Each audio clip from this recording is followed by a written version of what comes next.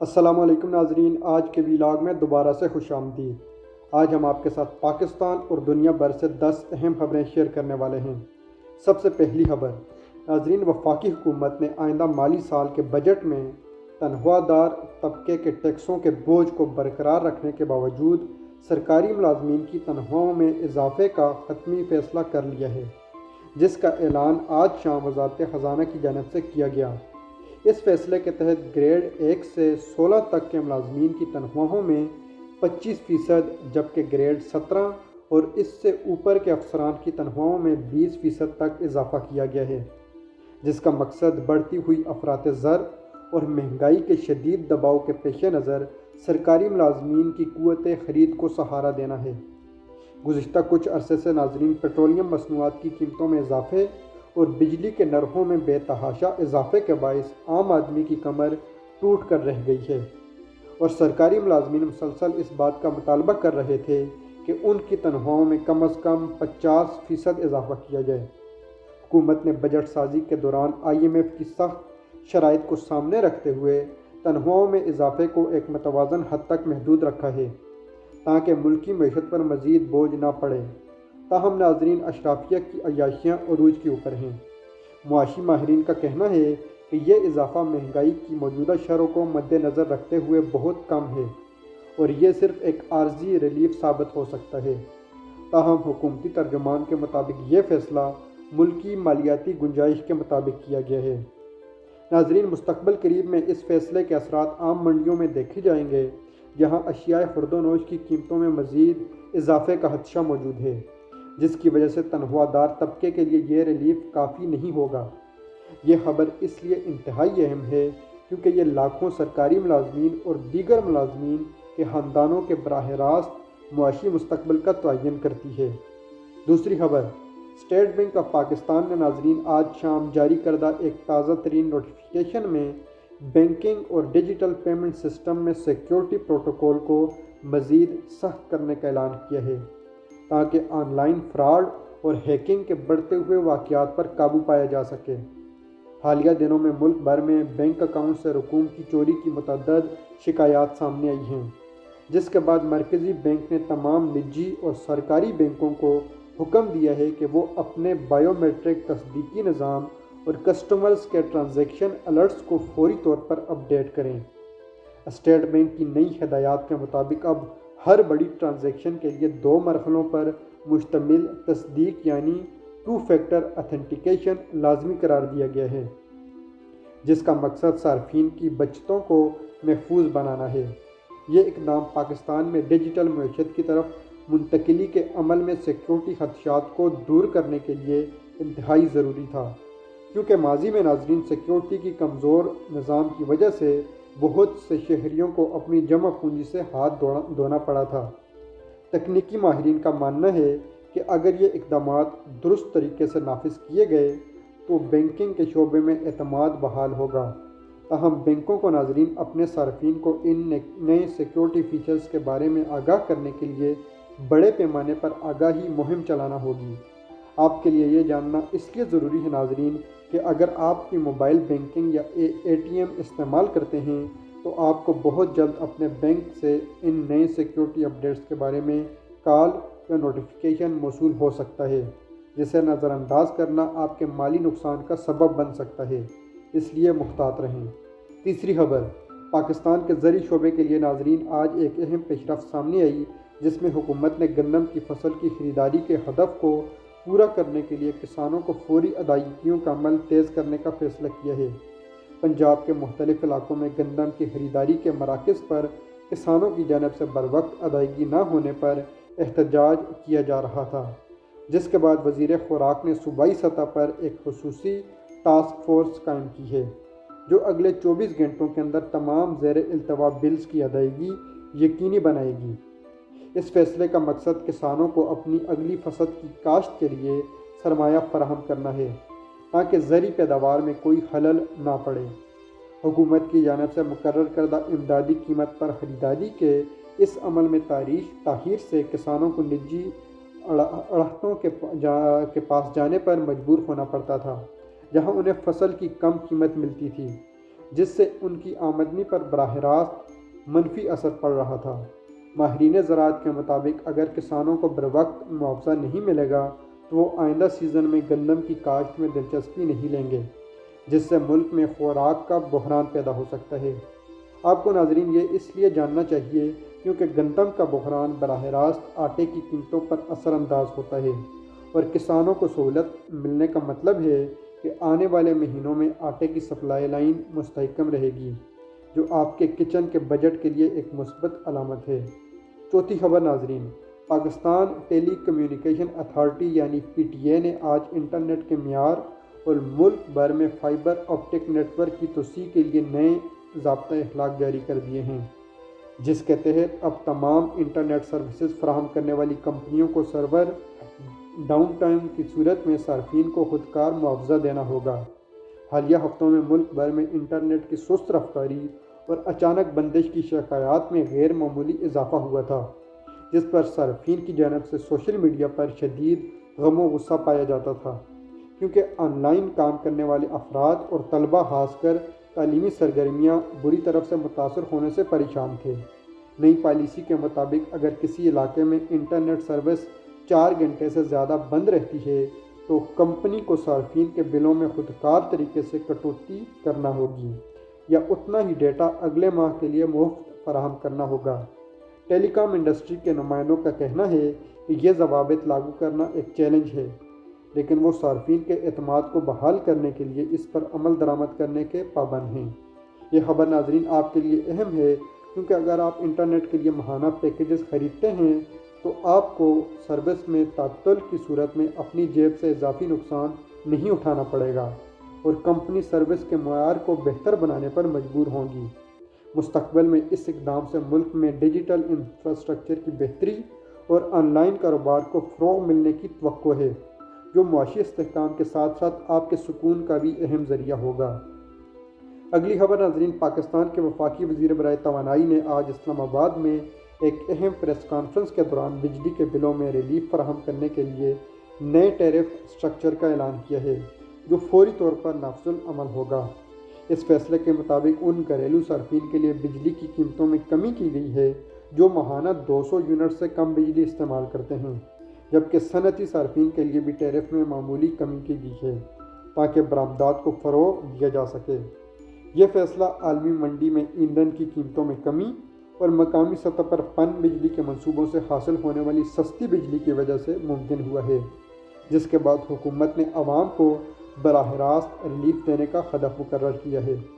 گزشتہ کئی مہینوں سے بجلی کے بھاری بلوں نے عوام کی زندگی اجیرن کی ہوئی ہے ناظرین، اور سیاسی حلقوں سے لے کر عوامی سطح پر بجلی کی قیمتیں کم کرنے کے مطالبات زور پکڑ رہے تھے۔ توانائی کے ماہرین کے مطابق اگرچہ یہ ریلیف محدود ہے، لیکن یہ ایک درست سمت میں پہلا قدم ثابت ہو سکتا ہے، جو عام آدمی کو مہنگائی کے شدید طوفان میں کچھ نہ کچھ سانس لینے کی جگہ دے گا۔ مستقبل میں حکومت کا ارادہ ہے کہ وہ بجلی چوری کے خلاف جاری مہم کو مزید تیز کرے تاکہ لائن لاسز میں کمی لا کر بجلی کی قیمتوں میں مزید استحکام لایا جا سکے۔ یہ خبر ناظرین ہم سب کے لیے اہم ہے کیونکہ اس سے ہم سب کے ماہانہ بجلی کے بلوں میں واضح کمی متوقع ہے،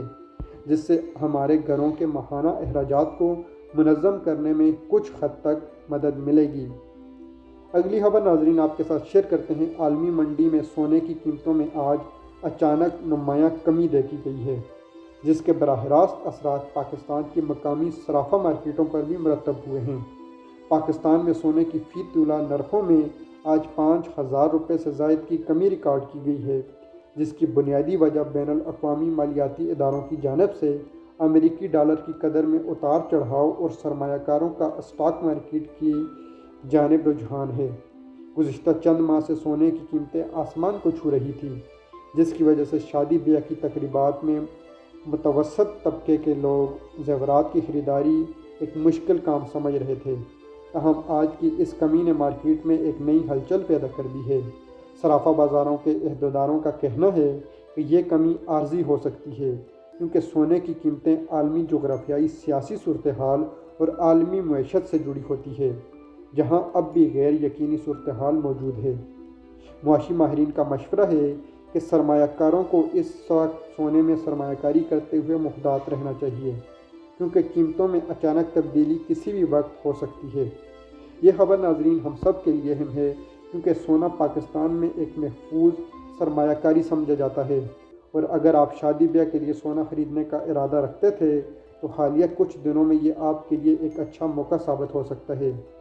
آج ناظرین وزارت صحت نے ملک بھر میں ہیپاٹائٹس کے بڑھتے ہوئے کیسز کے پیش نظر ایک ہنگامی قومی ایکشن پلان کا اعلان بھی کیا ہے، جس کے تحت اگلے 3 ماہ کے دوران مفت اسکریننگ کیمپ لگائے جائیں گے۔ تازہ ترین اعداد و شمار کے مطابق پاکستان میں ہیپاٹائٹس کے مریضوں کی تعداد میں تشویشناک حد تک اضافہ ہو رہا ہے، جس کی بنیادی وجوہات میں غیر معیاری طبی آلات کا استعمال اور عوامی مقامات پر صفائی ستھرائی کے ناقص اقدامات شامل ہیں۔ حکومت نے صوبائی محکمہ صحت کے تعاون سے تمام سرکاری ہسپتالوں میں ادویات کی فراہمی یقینی بنانے کے لیے فوری طور پر فنڈز جاری کر دیے ہیں،